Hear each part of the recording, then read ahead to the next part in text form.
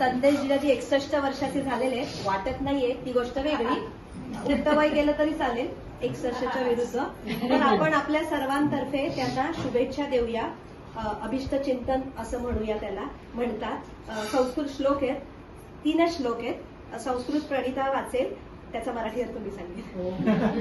यदायुष्यं चिरंदेवा सप्तकल्पांतजीविषु ददुस्तेनायुषायुक्ता जीवे शरदः शतम्. याचा अर्थ असा आहे, सप्तकल्पात सौरवर्ष अविरत अनेक जीव निर्माण करणाऱ्या ब्रह्मदेवाने हे जीवन आपल्याला दिलं आहे.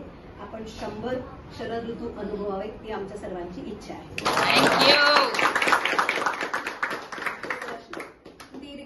दीर्घानागानगानोद्यो अनंता सप्तार्णवा दिश अनंतैनायुषातेन जीवे शरदः शतम्.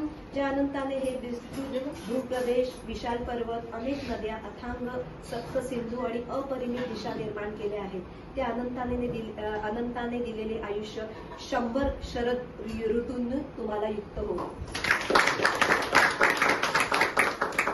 सस्यानि पंचभूतानि विनाश रचितानि च अविनाशायुषा तद्वत् जीवे शरदः शतम्.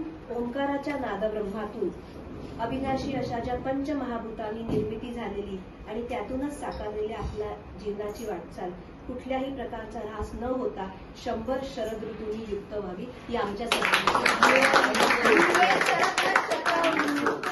आता एक म्हणतात जे आमच्या आईनीच हे आशीर्वाद पाठवलेत.